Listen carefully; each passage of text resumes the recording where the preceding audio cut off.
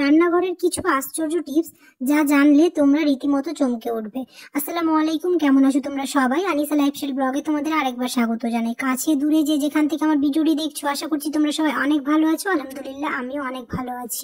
অত্যন্ত প্রয়োজনীয় এই 5টি টিপস যা আমাদের দৈনন্দিন জীবনে খুবই কাজে লাগবে। দেখে নাও তাহলে প্রথম টিপস হচ্ছে, আমরা কম বেশি বটি সবার বাড়িতেই ব্যবহার করে থাকি। এই বটি অনেক সময় ব্যবহার করার পর এরকম ধার থাকে না, তার জন্য আমাদের টাকা দিয়ে কোথাও ধার করাতে যেতে হয়। আর করাতে হবে না, বাড়িতে আমরা খুব সহজে এরকম ধার নিয়ে নিতে পারবো।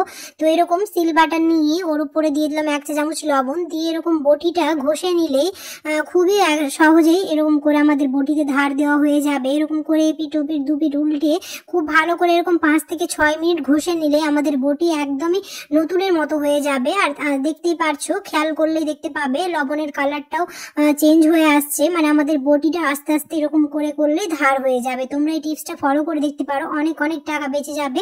বাইরে আর ধার করাতে নিয়ে যেতে হবে না, বাড়িতে আমরা খুব সহজে মেয়েরা এরকম করে রান্নাঘরের মধ্যে এরকম ধার নিয়ে নিতে পারবো। আর দেখতেই পাচ্ছ বটিটা আগের তুলনায় অনেকটাই ধার হয়ে গেছে। তো আমি তো এরকম করে থাকি, তোমরাও এই টিপসটা ফলো করে দেখতে পারো, খুবই কাজে আসবে।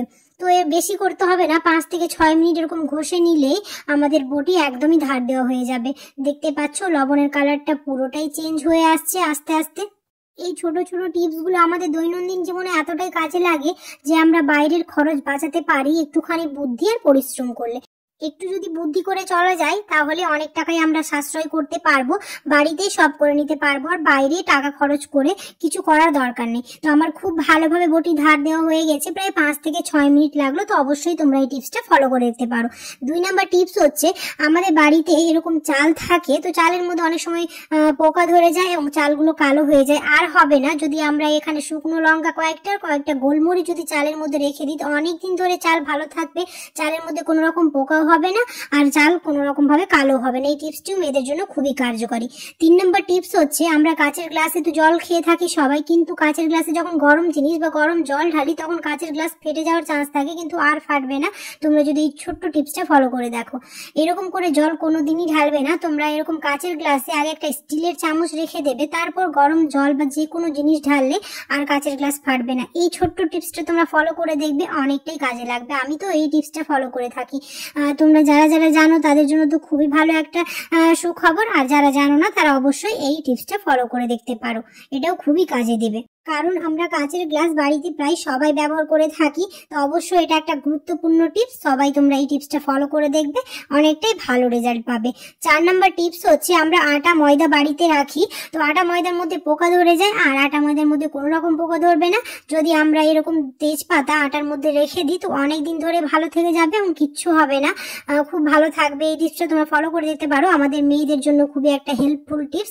আশা করছি আমার আজকের টিপস ভিডিওগুলো তোমাদের ভালো লাগছে। এইরকম নতুন নতুন টিপস পেতে হলে অবশ্যই আমার চ্যানেলটিকে সাবস্ক্রাইব করে আমার পাশে থেকো, আর পাশে থাকা বেল আইকনটাকে প্রেস করতে একদমই ভুলো না। 5 নাম্বার টিপস হচ্ছে, এখন তো শীতকাল, এখন বেশি রোদে থাকা হয়, তার জন্য হাতে পায়ে অনেক জায়গায় ট্যান পড়ে যায়। তো আমরা এই সহজেই হোম রেমেডিটা ব্যবহার করতে পারি, শুধুমাত্র মুখ বাদ দিয়ে আমরা সব জায়গায় এটা ইউজ করতে পারবো। খুব সহজে ট্যান রিমুভ হবে, সাথে জায়গাটা নরমও হবে। পায়ের গোড়ালিতে, হাতে এরকম আমরা এটা ইউজ করে থাকলে খুবই নরম হয়ে যায়। তার জন্য নিয়ে নিলাম হচ্ছে 1 চা চামচ অ্যালোভেরা জেল, যে কোনো টুথপেস্ট 1 চা চামচ, 1 চা চামচ এরকম নারকেল তেল, আর দিয়ে দিব হচ্ছে 1 চা চামচ বেকিং সোডা, দিয়ে খুব ভালোভাবে মিক্স করে নেব। মিক্স করে আমাদের যে জায়গায় ট্যান পড়ে থাকবে সেই জায়গায় আমরা যদি সপ্তাহে 1 দিন করে অ্যাপ্লাই করে থাকি, শুধুমাত্র 10 মিনিট করে যদি অ্যাপ্লাই করে মাসাজ করলেই আমরা অনেকটাই বেটার রেজাল্ট পাবো। সপ্তাহে 1 দিন ইউজ করতে হবে, আর মুখ ছাড়া, মুখে এটা কোনো মতে ইউজ করা যাবে না, মুখ বাদে হাত পায়ের গোড়ালি সব জায়গায় ইউজ করতে পারো, খুবই ভালো রেজাল্ট পাবে। আমি ওই টিপসটা ফলো করে থাকি। আশা করছি আমার আজকের টিপস ভিডিওগুলো তোমাদের ভালো লেগেছে। যদি ভালো লেগে থাকে তাহলে অবশ্যই একটা লাইক করে দিও, কমেন্টে জানাতে ভুলো না। দেখা হবে খুব তাড়াতাড়ি নতুন একটা ভিডিওতে। সবাই খুব ভালো থাকবে, আল্লাহ হাফেজ।